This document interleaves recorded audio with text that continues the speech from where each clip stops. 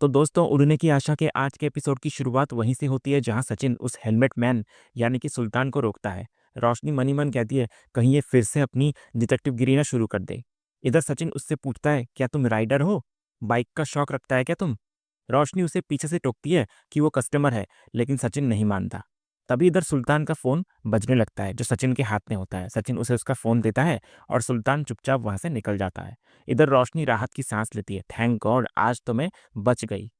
उसके बाद सचिन परेश से आकर शिकायत करता है कि उस आदमी ने थैंक यू तक नहीं बोला। तो परेश कहता है कि शायद उसे कोई ज़रूरी काम होगा। लेकिन सचिन कहता है, पर दुकान में हेलमेट पहनकर कौन घूमता है? इधर सचिन फिर आगे रोशनी से कहता है कि किशोर काका की बेटी भावना की शादी है और उन्हें किचन का सामान खरीदना है। वो उससे पूछता है कि क्या वो उन्हें अच्छा डिस्काउंट देगी। तो रोशनी हाँ कह देती है और उन दोनों को सामान दिखाने ले जाती है।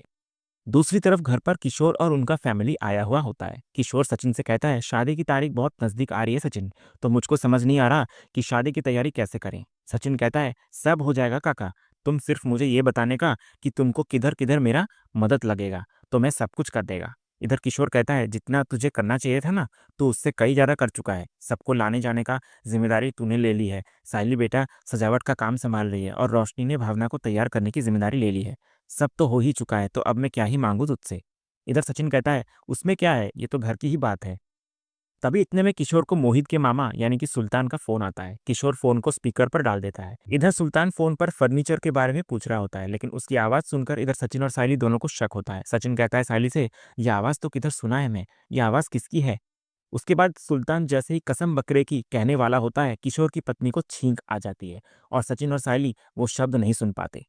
इधर फोन कटने के बाद सचिन कहता है कि उसने ये आवाज कहीं तो सुनी है। किशोर कहता है कि वो लड़के के मामा थे जिनकी दादर में मटन की दुकान है। सचिन कहता है, तो फिर तो ये उनमें से कोई एक रहेगा जिससे मैं मटन लेता है, इसलिए मेरे को लगा कि कहीं तो मैं आवाज सुना है। उसके बाद किशोर अपने परिवार को लेकर वहां से चला जाता है। इधर उनके जाने के बाद सचिन साइली से कहता है, ये आवाज कहीं तो मैंने सुना है साइली। साइली भी कहती है उसे भी ऐसा ही लग रहा है। फिर सचिन कहता है, ये कौन सा मटन वाला हो सकता है, क्योंकि मैं तो सबको जानता है। दूसरी तरफ मंदिर में अरुण जूही से मिलता है। जूही मजाक में पूछती है, क्या आप यहाँ पर भी किसी का चालान काटने आए हैं? तो अरुण बोलता है कि मैं तुमसे कुछ बात करने आया हूँ।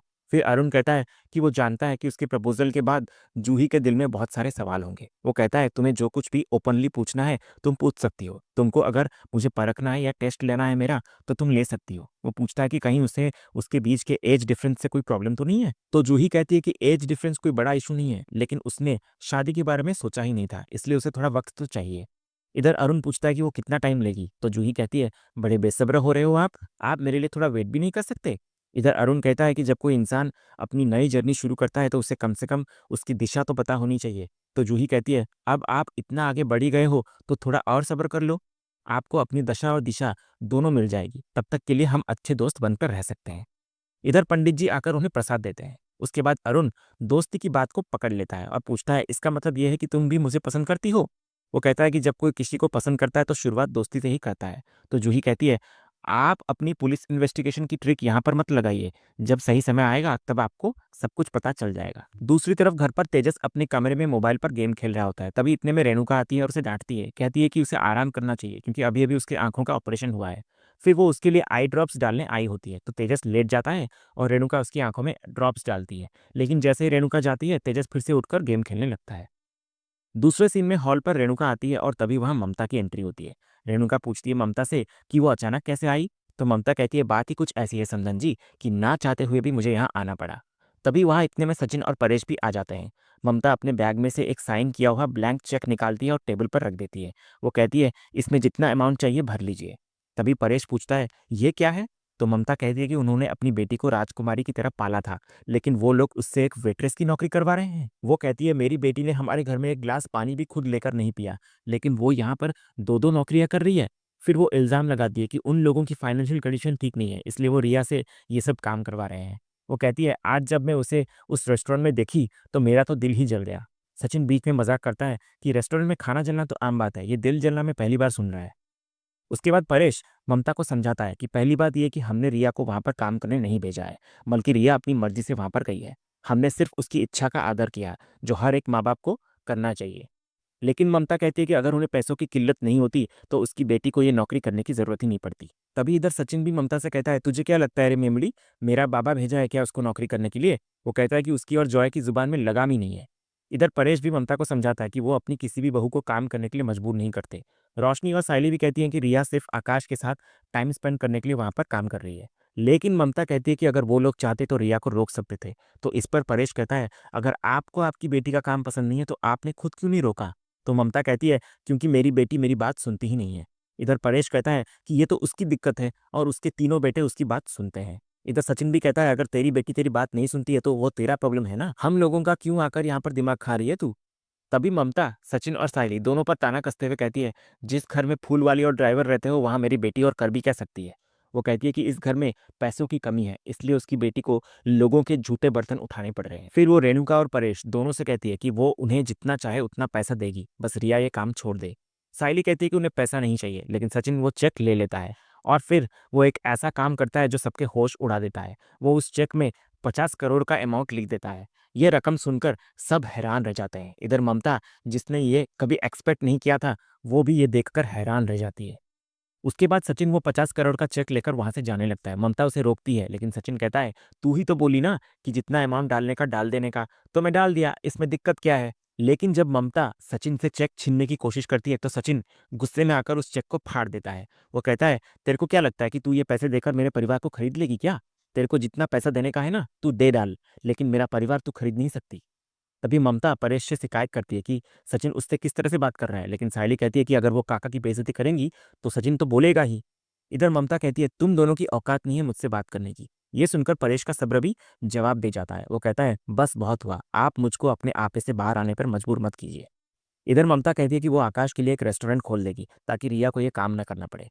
तभी सचिन कहता है, अब मेरे को समझ में आ रहा है कि ये पैसे का लालच आ किधर से रहा है। ममता रेणुका से कहती है कि इसमें गलत क्या है? रेणुका कहती है कि जब रिया अपनी माँ की ही नहीं सुनती तो उनकी क्या ही सुनेगी? लेकिन परेश साफ-साफ कह देता है, हमारे घर में किसी को कोई परेशानी नहीं है। हमारे तीनों बेटे और बहुएँ सक्षम हैं। ये फैसला आकाश और रिया करेंगे, हम नहीं। इतना कहकर परेश वहाँ से चला जाता है और इधर आखिर में ममता रेणुका से कहती है, आपके घर में फूल बेचना, टैक्सी चलाना और वेट्रेस का काम करना शायद आम बात होगी, लेकिन हमारे लिए ये आम बात बिल्कुल भी नहीं है। और ये ताना मारकर ममता वहाँ से चली जाती है। दूसरी तरफ इधर रेणुका परेश से कहती है कि उन्हें ममता की बात को दूसरे नजरिए से देखना चाहिए और आकाश को रेस्टोरेंट का ऑफर ले लेना चाहिए। तो परेश कहता है, तू कुछ भी मान ले रेणु, लेकिन मेरी भाषा में इसे दहेज कहते हैं और मैं मेरे बच्चों को दहेज लेने नहीं दूंगा।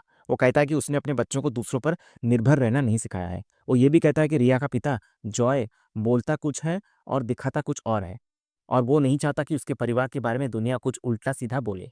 इधर रेणुका कहती है कि अगर वो आकाश से बात नहीं करेगा तो वो खुद जाकर आकाश से बात करेगी। इतना कहकर रेणुका चली जाती है, लेकिन परेश उसे रोक नहीं पाता। अगले ही पल रेणुका आकाश और रिया दोनों को बाहर बुलाती है। उसके बाद रेणुका रिया से बोलती है कि उसकी माँ यहाँ पर आई थी और उसे ये बिल्कुल भी पसंद नहीं है कि रिया वेट्रेस का काम करे। इधर सचिन उन्हें कहने लगता है कि कैसे ममता ने ब्लैंक चेक देकर उनके बाबा की बेइज्जती की। आकाश सचिन की बात सुनकर कहता है, अच्छा हुआ कि तूने वो चेक फाड़ दिया। और वो रिया से पूछता है फिर कि उसकी माँ इतना ओवर रिएक्ट क्यों करती है हर वक्त। सचिन कहता है कि रिया की माँ आकाश को रेस्टोरेंट का लालच देकर उसे परिवार से दूर कर देना चाहती है। इधर रेणुका सचिन को टोकती है और कहती है, खुद तो आगे बढ़ता नहीं है तू, टैक्सी चलाता रहता है, तो उसको आगे बढ़ने से रोक क्यों रहा है? ये सुनकर आकाश रेणुका को जवाब देता है। वो कहता है, मुझे कोई नहीं रोक रहा है आगे बढ़ने से, आई, और मैं आज जहां पर हूँ अपनी मर्जी से हूँ, तो तू प्लीज दादा को कुछ मत बोल। लेकिन रिया इधर आकाश से कहती है कि अगर उसकी माँ अपने पैसे से आकाश के लिए रेस्टोरेंट खोलना चाहती है तो इसमें गलत क्या है? तो आकाश कहता है, तुम्हारे पापा से पैसे लेकर मैं रेस्टोरेंट बिल्कुल भी नहीं खोलने वाला। तो इस पर रिया कहती है, कब तक तुम तुम्हारा ये एटीट्यूड दिखाते रहोगे? तो आकाश कहता है, जब तक मेरे पास मेरा सेल्फ रेस्पेक्ट है ना, तब तक। तभी सायली रिया और आकाश दोनों को रोकने की कोशिश करती है कि वो ना लड़े, लेकिन आकाश और रिया दोनों गुस्सा होकर वहां से चले जाते हैं। और इधर आकाश और रिया के जाने के बाद सचिन सायली से कहता है, आज मुझे मेरे भाई पर गर्व है, कम से कम वो अपने दम पर तो बिजनेसमैन बनना चाहता है, किसी के फेंके हुए टुकड़े पर तो नहीं। ये बात वो वहीं खड़ा तेजस को सुना रहा होता है। तभी तेजस कहता है, तू हमेशा मुझ पर क्यों आ जाता है? तभी रोशनी तेजस को वहां से ले जाती है और इधर रेणुका जब अपने कमरे की ओर आ रही होती है, बाहर परेश खड़ा होता है और पूछता है, हो गया तेरा, अब मिल गई तेरे मन को शांति? तो रेणुका इसका जवाब दिए बिना वहां से चली जाती है।